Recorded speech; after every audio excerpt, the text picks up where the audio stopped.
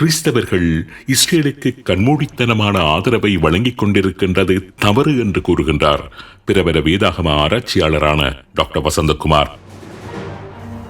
இன்றைய காலகட்டத்தில் காசாவின் மீது, லெபனானின் மீது இஸ்ரேல் மக்கள் தொடுத்திருக்கிற போர் நியாயமான ஒன்றல்ல. இஸ்ரேல் புரிந்து வருகின்ற யுத்தங்களுக்காக கிறிஸ்தவர்கள் பிரார்த்தனை செய்வது பைபிளுக்கும் கிறிஸ்தவ நம்பிக்கைகளுக்கும் விரோதமானது என்றும் அவர் கூறுகின்றார். இப்ப இன்றைக்கு இஸ்ரேலில் அராபியர்கள் இருக்கிறார்கள், பாலஸ்தீனியர்கள் இருக்கிறார்கள், இஸ்லாமியர்கள் இருக்கிறார்கள். எனவே இவர்களை அந்த பிரதேசத்தை விட்டு துரத்த வேண்டும் என்று இஸ்ரேல் நினைப்பது வேத சத்தியத்திற்கே முரணானது. இஸ்ரேலுக்கு மட்டும் ஆதரவு தெரிவித்து ஜெபிப்பது வேத சத்தியத்தின்படி சரியான காரியம் அல்ல. ஒரு இன மக்கள் யுத்தத்தில் வெற்றி பெற வேண்டும், இன்னொரு இன மக்கள் அழிய வேண்டும் என்று ஜெபிப்பதில் எந்த விதமான அர்த்தமும் இல்லை. பிரித்தானிய பைபிள் ஆராய்ச்சி மையத்தின் தலைவரும் பிரபல வேதாகம ஆராய்ச்சியாளரும் லண்டனில் உள்ள கிறிஸ்தவ சபையொன்றின் தலைமை போதகருமான டாக்டர் வசந்தகுமார் மைக்கேல் சொலமன் கூறுகின்ற சில அதிரடியான கருத்துக்களை சுமந்து வருகின்றது இன்றைய உண்மையின் தரிசனம் நிகழ்ச்சி.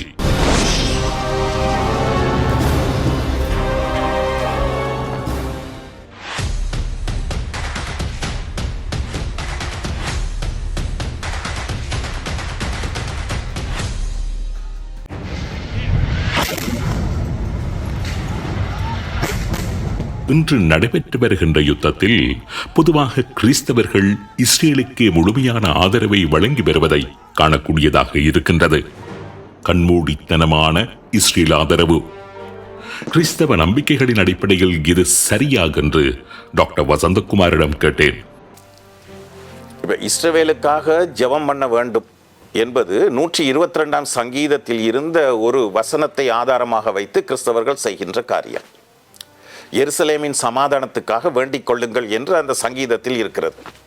ஆனால் அந்த சங்கீதத்தை இஸ்ரவேலுக்காக ஜெபிப்பதற்கு உபயோகிப்பவர்கள் அந்த முழு சங்கீதமும் எதை குறித்து சொல்கிறது என்பதை கருத்தில் கொள்ளாதவர்களாக இருக்கின்றார்கள். வேதத்தில் இந்த சங்கீதத்தை மட்டுமல்ல, வேதத்தில் இருக்கிற எந்த பகுதியை நாம் எடுத்தாலும் அது எதற்காக, எந்த சந்தர்ப்பத்தில், என்ன அர்த்தத்தில், யாருக்கு சொல்லப்பட்டது என்பதை நாம் பார்க்க வேண்டும். அந்த விதமாக பார்க்காமல் நாம் ஒரு வசனத்தை எடுத்து அதற்கு ஒரு அர்த்தம் கற்பிக்கின்ற நிலைமை தவறான போதனைகளையும் தவறான நடத்தை முறைகளையும் கொண்டு வந்து விடுகிறது.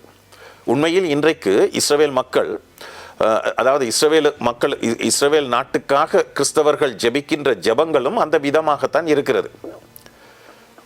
இப்போ புதிய ஏற்பாட்டில் அதற்கு முன்பு ஏன் இஸ்ரவேலுக்காக, எருசலேமுக்காக ஜெபம் பண்ண வேண்டும் என்பதை குறித்து அந்த சங்கீதத்தில் நாம் வாசித்தால், அந்த சங்கீதத்தின் முதல் வசனத்தை நீங்கள் பார்த்தீர்கள் என்றால், கர்த்தருடைய ஆலயத்திற்கு போவோம் வாருங்கள் என்று சொன்ன போது நான் மகிழ்ச்சியாக இருந்தேன் அப்படி என்று அந்த சங்கீதம் ஆரம்பமாகிறது. இது ஒரு பாட்டு. அந்த பாட்டின் தலைப்பில் பார்த்தீர்கள் என்றால் ஆரோகண சங்கீதம் என்று இருக்கிறது. அதற்கு முன்னும் பின்னும் உள்ள ஒரு சில சங்கீதங்கள் இந்த விதமாக ஆரோகண சங்கீதம் என்று ஒரு தலைப்பை பெற்றிருக்கிறது. ஆரோகண சங்கீதம் என்றால் சுர வரிசையில் ஏறுதல் என்று அர்த்தம். ஆரோகணம். இப்போ சங்கீதத்தில் ஆரோகணம், அவரோகணம் என்று இருக்குது. இது சுர வரிசையில் ஏறுதல். அது பாடல்களாக பாடப்பட்டதனால் இந்த சங்கீதங்கள் ஆரோகணம் என்ற பெயரை தமிழில் கொடுத்திருக்கிறார்கள். ஆனால் புதிய மொழிபெயர்ப்புகளில் ஏற்றத்தின் சங்கீதம் என்று மொழிபெயர்த்திருக்கிறார்கள். ஏனென்றால் இந்த சங்கீதங்கள் எல்லாம் அந்த காலத்தில் தூர இடங்களில் இருக்கிறவர்கள், அதாவது எருசலேம் நகரத்திற்கு தூர இடங்களில் இருக்கிறவர்கள் பண்டிகைக்காக எருசலேமுக்கு வரும்போது அவர்கள் இந்த சங்கீதங்களை பாடல்களாக பாடுவார்கள், ஜெபங்களாக ஏறெடுப்பார்கள். எனவே இது பிரயாண சங்கீதங்கள். எருசலேம் கொஞ்சம் உயர்வான மலைப்பகுதியில் இருந்தது. எனவே தூர இடத்திலிருந்து வருகிறவர்கள் கொஞ்சம் ஏறி வர வேண்டும். அதனால் அது ஏற்றத்தின் சங்கீதம், ஏறுகிற சங்கீதம் என்ற பெயரை கொடுத்திருக்கிறார்கள். அந்த காலத்தில் எருசலேம் நகரத்தில் மட்டும்தான் யூதர்களினுடைய ஆலயம் இருந்தது. எனவே இந்த வருடாந்த பண்டிகைகள் எல்லாவற்றிற்கும் அவர்கள் போக மாட்டார்கள். ஆக குறைந்தது வருஷத்திற்கு ஒரு தடவை பண்டிகைகளுக்கு யூதர்கள் தூர இடத்திலிருந்து போவார்கள். எனவே இந்த விதமாக போகும்போது இதற்கு முன்னுள்ள சங்கீதத்தை பார்த்தீர்கள் என்றால் தங்களுடைய பிரயாணத்தில் தங்களுக்கு எந்த விதமான ஆபத்துகளும் வரக்கூடாது என்று ஜெபிக்கின்றார்கள். 121ஆம் சங்கீதத்தை வாசிக்கும் போது அந்த விதமான ஒரு ஜெபமும் அந்த விதமான தேவனுடைய ஒரு ஆசீர்வாதமும் அந்த பாடலில் இருக்கிறது. இரண்டாவது, அந்த காலத்தில் அடிக்கடி யுத்தங்கள் ஏற்பட்டது, பல யுத்தங்கள் ஏற்பட்டது. எனவே தூர இடத்திலிருந்து போகிறவர்கள் எருசலேம் நகரத்தில் நாங்கள் இருக்கின்ற காலத்தில் எந்த விதமான யுத்தமும் இருக்கக்கூடாது. ஏன்னால் ஏதாவது ஒரு யுத்தம் நடந்தால் அவர்களினால் தங்களுடைய பிரயாணத்தை சமாதானமாக மேற்கொண்டு பண்டிகைகளை கொண்டாடி பலிகளை செலுத்தி கிட்டத்தட்ட அவர்கள் ஒரு மாதத்திற்கும் மேலாக அங்கு இருப்பார்கள். குறிப்பாக பஸ்கா பண்டிகைக்கு வருகிறவர்கள் 50 நாட்களுக்கு பிறகு வருகிற பெந்தேகோஸ்தே பண்டிகை வரைக்கும் அங்கு எருசலேமில் தான் இருப்பார்கள். எனவே இந்த விதமான காலத்தில் எருசலேமில் சமாதானம் நிலவினால்தான் அவர்களினால் சந்தோஷமாக காரியங்களை செய்யக்கூடியதாக இருக்கும். அதனால் இந்த பிரயாணத்தில் பங்கெடுத்து செல்பவர்கள் எருசலேமின் சமாதானத்திற்காக வேண்டிக் கொள்ளுங்கள் என்று ஜெபிக்கிறவர்களாக, மற்றவர்களை ஜெபிக்கும்படி சொல்கிறவர்களாக இருந்தார்கள்.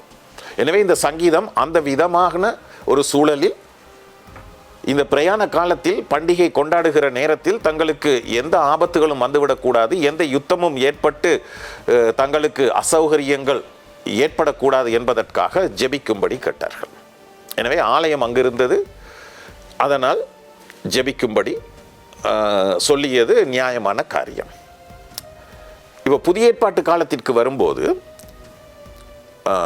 நாம் எருசலேம் நகரத்திற்கு போய் பண்டிகைகளை கொண்டாடுவதில்லை, எருசலேம் நகரத்தில் உள்ள ஆலயத்தில் போய் பலிகள் செலுத்துவதில்லை. இயேசுவினுடைய சிலுவை மரணத்திற்கு பிறகு இந்த விதமான காரியங்கள் நடைமுறையில் இல்லை. பழைய ஏற்பாட்டு காலத்தில் இஸ்ரவேல் ராஜ்யத்தை குறித்து மட்டும்தான் நாம் வாசிக்கின்றோம். ஆனால் புதிய ஏற்பாட்டுக்கு வரும்போது கிறிஸ்தவம் யூதர்கள் மத்தியில் அது உருவாகினாலும் யூத இனத்தையும் கடந்து எல்லா இன மக்களையும் அது சென்றடைந்தது. அதனால் 1 தீமோத்தேயு 2ஆம் அதிகாரத்தில் ஆரம்ப வசனங்களை நாம் வாசித்தால் யாருக்காக ஜெபம் பண்ண வேண்டும் என்று சொல்லும்போது அங்கு எருசலேமுக்காக ஜெபியுங்கள் என்று சொல்லப்படவில்லை. நாம் எல்லா மனிதர்களுக்காகவும் ஜெபம் பண்ண வேண்டும் என்று சொல்லப்பட்டிருக்கிறது. நாம் சமாதானமாக வாழ்வதற்கு யார் நம்மை ஆட்சி செய்கின்றார்களோ அவர்களுக்காகவும் ஜெபம் பண்ண வேண்டும் என்றும் சொல்லப்பட்டிருக்கிறது. ராஜாக்களுக்காக, அதிகாரத்தில் இருக்கிறவர்களுக்காக ஜெபம் பண்ணுங்கள் என்று சொல்லப்பட்டிருக்கிறது. உண்மையில் அந்த புத்தகம் எழுதப்பட்ட காலத்தில், தீமோத்தேயுக்கு பவுல் எழுதிய அந்த கடிதம் எழுதப்பட்ட காலத்தில் அவர்கள் வாழ்ந்த பிரதேசம் எருசலேம் நகரமாக இருக்கவில்லை, ரோம ராஜ்யத்தில் இருந்த ஒரு பகுதியாக இருந்தது. எனவே ரோம அரசன் தான் அங்கு ஆட்சி செய்கிறவனாக இருந்தான். எனவே ரோம அரசனுக்காக ஜெபம் பண்ணுங்கள். உண்மையில் ரோம அரசர்கள் கிறிஸ்தவத்திற்கு எதிராக இருந்தார்கள். ஆனால் அவர்களுக்காக, அவர்களினுடைய நல்வாழ்வுக்காக, நல்ல ஆட்சிக்காக ஜெபியுங்கள், அப்பொழுது நாம் சமாதானமாக வாழலாம் என்று சொல்லப்பட்டிருக்கிறது. இப்போ வேதத்தை நாம் வாசிக்கும் போது எப்போதும் புதிய ஏற்பாட்டின் வெளிச்சத்தில் தான் பழைய ஏற்பாட்டை வாசிக்க வேண்டும். பழைய ஏற்பாட்டு காலத்தில் ஏற்கனவே நடைபெற்ற காரியம், ஒரு குறிப்பிட்ட காலகட்டத்தில் நடைபெற்ற காரியம். ஆலயம் அங்கிருந்த காலத்தில் எருசலேம் ஆலயத்திற்காக, அங்கு எருசலேம் சமாதானத்திற்காக ஜெபித்தார்கள். இன்றைக்கு கிறிஸ்தவர்கள் முழு உலகத்திலும் இருக்கிறார்கள், லெபனானில் இருக்கிறார்கள். இப்போ லெபனானில் கிட்டத்தட்ட 30% அதிகமானவர்கள் கிறிஸ்தவர்களாக இருக்கிறார்கள். இஸ்ரேலில் அந்தளவு கிறிஸ்தவர்கள் இல்லை, 1% என்று கூட நாம் சொல்லலாம். எனவே மிக மிக குறைவாகத்தான் இஸ்ரேலில் கிறிஸ்தவர்கள் இருக்கிறார்கள். லெபனானில் 30% அதிகமானவர்கள் இருக்கிறார்கள். அப்போ நாம் என்ன விதமாக ஜெபம் பண்ண வேண்டும்? இன்றைக்கு கிறிஸ்தவர்கள் ஜெபிக்கும் போது தங்களுக்காக மட்டும் ஜெபிக்கிறவர்களாக இருக்கிறார்கள். இஸ்ரவேலுக்காக அவர்கள் ஜெபிப்பதில் ஒரு காரணமும் இருக்கிறது. அங்கு அதே சங்கீதத்தில் நாம் பார்க்கிறோம், இஸ்ரவேலை ஆதரிப்பவர்கள், இஸ்ரவேலுக்காக ஜெபம் பண்ணுகிறவர்கள் நலமாக இருப்பார்கள் என்றும் சொல்லப்பட்டிருக்கிறது. இதனால் தாங்கள் நலமாக இருக்க வேண்டும் என்பதற்காக இஸ்ரவேலுக்காக ஜெபிக்கின்ற ஒரு பழக்கம் கிறிஸ்தவத்தில் இருக்கிறது. இது ரொம்ப சுயநலமான ஒரு ஜெபம். ஒரு யுத்தம் நடைபெறுகிறது. எனவே யுத்தம் நடக்கும்போது நாம் ஒரு பக்கத்திற்கு சார்பாக இருக்க முடியாது. காசா மீதான இஸ்ரேலின் யுத்தம், ஈரான் மீதான யுத்தம், சிரியா, லெபனான் போன்ற நாடுகளுக்கு எதிராக இஸ்ரேல் மேற்கொண்டு வருகின்ற யுத்தம், இப்படி இஸ்ரேல் மேற்கொண்டு வருகின்ற யுத்தங்கள் எல்லாமே ஏற்கனவே பைபிளில் கூறப்பட்டிருக்கின்றன என்றும், பைபிளில் கூறப்பட்டிருக்கின்ற தீர்க்க தரிசனங்கள் தான் தற்பொழுது நிறைவேறிக் கொண்டிருக்கின்றன என்றும் பல கிறிஸ்தவர்கள் கூறி வருகின்றார்கள். அது எந்த அளவுக்கு உண்மை என்று கேள்வி எழுப்பினேன். பழைய ஏற்பாட்டு காலத்தில் தேவன் அந்த பழைய உடன்படிக்கையின்படி, அந்த உடன்படிக்கையின் நிபந்தனைகளாக கொடுக்கப்பட்ட நியாயப்பிரமாண கட்டளைகளின்படி அந்த மக்களோடு செயல்பட்டு வந்தார். எனவே கட்டளைகளை கை கொண்டால் அவர்கள் ஆசீர்வதிக்கப்பட்டார்கள், கை கொள்ளாவிட்டால் தேவனுடைய தண்டனை வந்தது. வந்த தண்டனைகளில் ஒன்று என்னது? யுத்தத்தின் மூலமாக வருகிற அழிவு.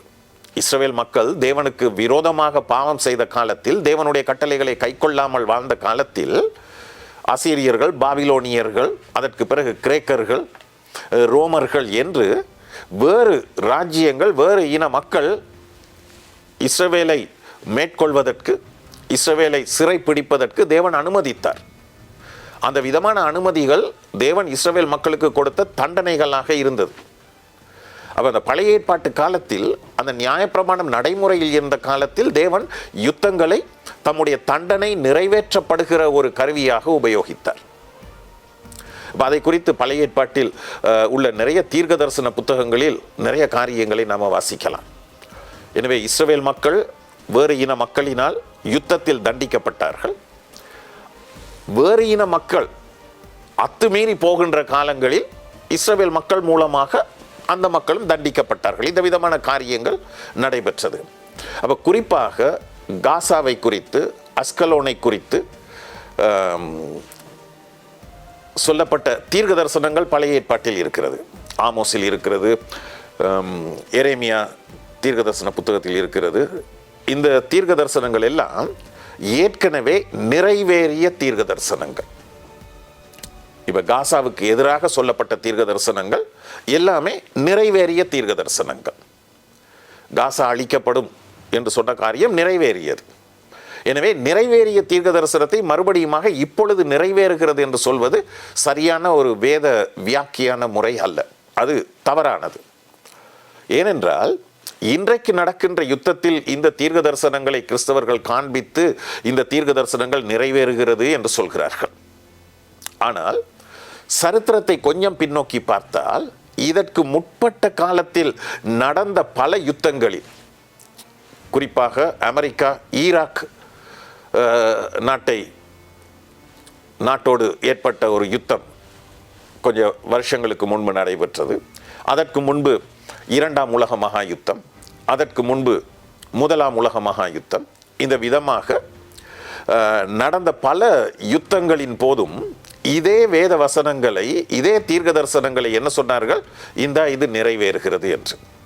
எனவே இது முதலாம் உலக யுத்தத்தில் நிறைவேறியதா, 2ல் நிறைவேறியதா, இல்லை என்றால் பிறகு இடையில் நடந்த யுத்தங்களில் நிறைவேறியதா என்று யாரும் சிந்தித்து பார்ப்பதில்லை. ஆனால் இவைகளெல்லாம் ஏற்கனவே நிறைவேறி முடிந்த தீர்க்க தரிசனங்கள். எனவே இவற்றையெல்லாம் வைத்துக்கொண்டு இன்றைக்கு நடக்கின்ற யுத்தங்களை நியாயப்படுத்த முடியாது. அதாவது இஸ்ரேல் செய்கின்ற யுத்தங்களை எந்த விதத்திலும் நியாயப்படுத்த முடியாது. அவற்றை சரியான யுத்தங்கள், தேவன் தான் அவர்களுக்கு கூடாக இந்த யுத்தங்களை செய்கிறார் என்று சொல்ல முடியாது. இது பிரித்தானிய பைபிள் ஆராய்ச்சி மையத்தின் தலைவரும் பிரபல வேதாகம ஆராய்ச்சியாளரும் லண்டனில் உள்ள கிறிஸ்தவ சபையொன்றின் தலைமை போதகருமான டாக்டர் வசந்தகுமார் மைக்கேல் சொலமன் பரிமாறியிருந்த சில கருத்துக்கள்.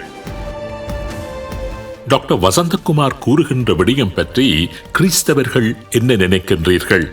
கிறிஸ்தவர்கள் அல்லாதவர்கள் என்ன நினைக்கின்றீர்கள்?